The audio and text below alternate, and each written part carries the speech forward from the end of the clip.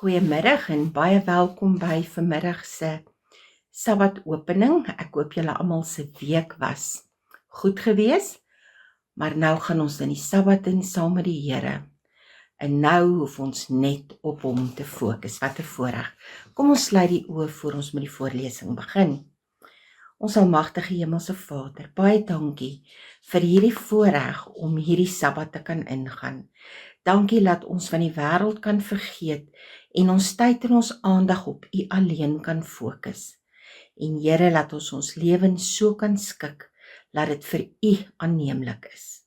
Gaan met ons in hierdie voorlesing, Here, maak ons harte ontvanklik vir dit wat U deur die profeet vir ons wil spreek.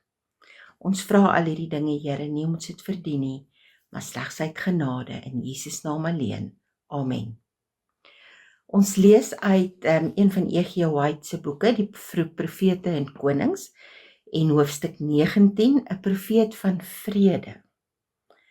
Nou die werk van Elisa as 'n profeet was in 'n sekere opsig baie verskillend van die van Elia. Aan Elia is boodskappe van veroordeling toevertrou. Sy stem was een van vreeslose teregwysing, wat beide koning en volk vermaan het om hul bose wee weg te draai. Elisa se sin was in 'n meer vreedsame sending. Sy taak was om die werk wat Elia begin het, op te bou en te versterk, om die volk die weg van die Here te leer. Inspirasie beeld hom uit as een wat in persoonlike kontak met die mense was, omring met die seuns van profete en deur wonderwerke en sy bediening genesing en vrede te verskaf. Elisa was 'n man met 'n matige en 'n vriendelike geaardheid, maar hy het ook streng kon optree, word getoon in sy optrede toe hy onderweg na Bethel deur goddelose jeugdiges wat uit die stad gekom het bespot is. Hierdie jeugdiges het van Elia se hemelvaart gehoor en het van hierdie plegtige ervaring 'n voorwerp van bespotting gemaak. Deur aan Elisa te sê, gaan op kaalkop, by die aanhoor van hierdie spottende woorde, het hy omgedraai en onder inspirasie van die Almagtige 'n vloek oor hulle uitgespreek. Die verskriklike oordeel wat hierop gevolg het, was van God. En 2 beerinne het uit die bos gekom en hulle 42 kinders en van hulle 42 kinders verskeur. 2 Konings 2 vers 23 en 24. Indien Elisa toegelaat het dat die spottery ongemerk verbygaan, sou hy voortdurend deur die gepepel belaglik gemaak en uitgeskel gewees het, en sy sending om in 'n tyd van ernstige nasionale gevaar te onderrig en te red, kon dalk tot niet gegaan het. Hierdie enkele insident van ernstige strengheid was genoeg om vir die res van sy lewe respek af te dwing. Vir 50 jaar het hy heen en weer deur die poort van Bethel en die land van stad tot stad en tussen skares van leegleers, onbeskofte en losbandige jeugdiges deurbeweeg, maar niemand het hom weer gespot of sy kwalifikasie as profeet van die Allerhoogste ligtelik opgeneem nie. Selfs goedhartigheid het sy perke, autoriteit moet deur ferm strengheid gehandhaaf word, anders sal baie dit met 'n groot gespot en minagting heen. Die sogenaamde sagmoedige gepamperlang en toegeeflikheid van ouers en voogte teenoor die jeug is een van die ergste ewels wat oor hulle kan kom. In elke gesin is fermheid, beslisheid en positiewe vereistes noodsaaklik. Eerbied waaraan die spottende jeugdiges van Elisa, wat Elisa bespot het, so tekort geskiet het, is 'n grasie wat met versigtigheid gekoester moet word. Elke kind moet geleer word om ware eerbied teenoor God te toon. Sy naam mag nooit ligtelik of onnadenkend geuiter word nie. Engele bedek hulle aangesig wanneer hulle dit uiter. Met watter eerbied behoort ons wat gevalle en sondig is, nie sy naam op ons lippe te neem nie. Eerbied behoort aan God se verteenwoordigers, predikante, onderwysers en ouers, wat geroep is om namens hom te praat en op te tree. En ons behoort dit met respek te doen. Deur die respek wat aan hom getoon word God geëer. Hoflikheid is ook een van die genadegawes van die Gees en behoort deur almal gekultiveer te word.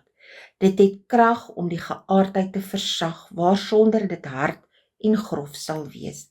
Diegene wat voorgee om volgelinge van Christus te wees, wat terselfdertyd grof, onvriendelik en onbeskof is, het nie by Jesus geleer nie. Hulle opregtheid mag dalk nie betwyfel word nie, hulle onkreukbaarheid nie bevraagteken word nie, maar opregtheid en onkreukbaarheid sal nie vergoed vir 'n gebrek aan vriendelikheid en hoflikheid nie. Die vriendelike geaardheid van Elisa, wat Elisa in staat gestel het om 'n sterk invloed op lewens van baie mense in Israel uit te oefen, word geopenbaar in die verhaal van sy vriendelike verhouding met 'n gesin wat in Sunem gewoon het. Tydens sy reise heen en weer deur die koninkryk het Elisa verbygegaan na Sunem en daar was 'n vermoënde vrou wat by hom aangehou het dat hy brood sou eet, en so dikwels as hy verbygaan, het hy daarheen weggedraai om brood te gaan eet. Die vrou,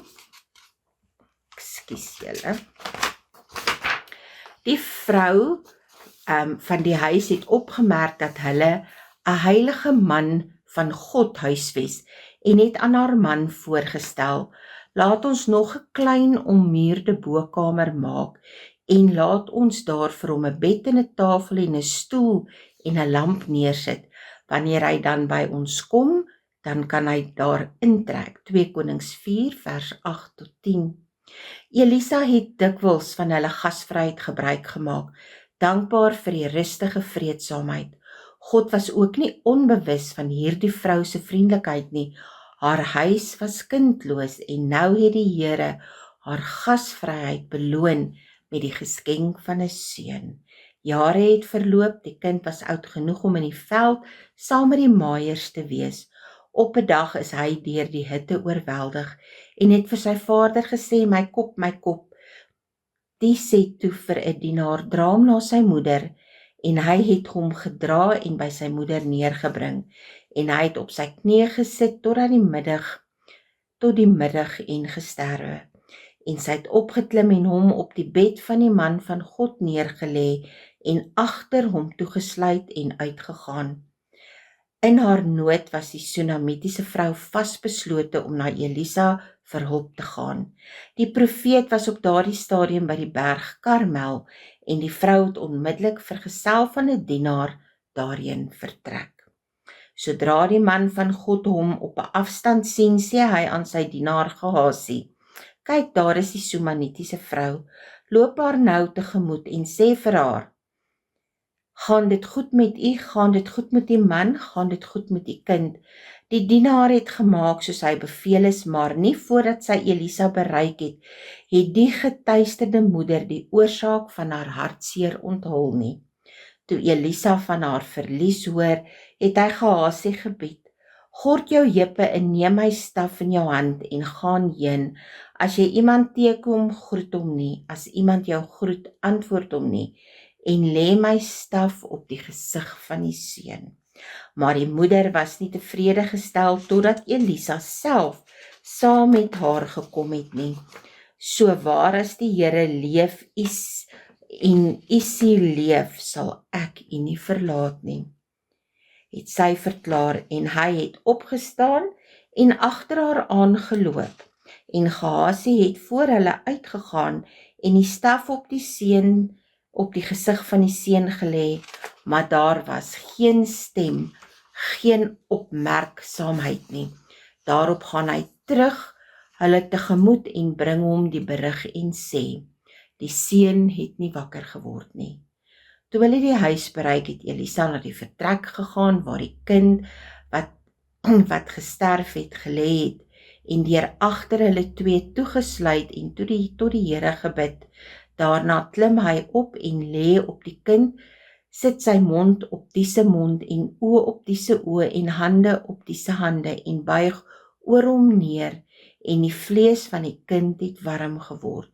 Daarop het hy teruggekom en in die huis een keer heen en weer geloop en dan opnuut op te klim en oor hom neer te beweeg. En die seun het 7 maal genies en die seun het sy oë oopgemaak. Elisa het Gehasie geroep en hom ontbied om na die moeder om die moeder na hom te stuur. Toe sy by hom gekom het, sê hy, tel jou seun op en sit, en sy het ingekom en voor sy voete geval en na die aarde gebuig en sy het haar seun opgetel en uitgegaan. So is die geloof van hierdie vrou beloon. Christus, die groot lewegewer, het haar seun aan haar terugbesorg. Net so sal sy getroue volgelinge beloon word, wanneer met sy wederkoms die dood sy angel verloor en die graf van die beweerde oorwinning beroof word. Dan sal hy wat sy diensknegte, die kinders wat hulle aan die dood afgestaan het, teruggee. So sê die Here, 'n stem word gehoor in Rama, geklaag, bitter geween. Rachel ween oor haar kinders, sy weier om getroos te word oor haar kinders, omdat hulle daar nie is nie. So sê die Here, bedwing jou stem van geween en jou oë van trane, want daar is 'n loon vir jou arbeid, en hulle sal uit die land van die vyand terugkom. Ja, daar is verwagting vir jou nakomelinge, spreek die Here, en die kinders sal terugkom na hulle grondgebied. Jeremia 31 vers 15 tot 17. So ver, kom ons sluit die oë. Ons hemelse Vader, dankie vir die wete dat U daar is en dat U vir ons sorg en dat U vir ons die gawes verskaf wat ons nodig het om 'n goeie lewe te lei, maar om U karakter vir die wêreld te wys. Dankie vir hoflikheid, dankie vir vriendelikheid en dankie dat ons dit vir die wêreld kan wys. Maar bo alles, dankie vir die profete wat U vir ons gegee het, om vir ons die dinge te leer en uit te wys wat verkeerd is en wat ons moet doen om in U ewigheid te kan wees. Ons vra, Here, dat U ons sal seën in hierdie Sabbat en gee vir ons iets om meer aan U vas te hou. Ons is baie lief vir U, Here, en ons vra dat U ons sondes vergewe in Jesus naam alleen. Amen.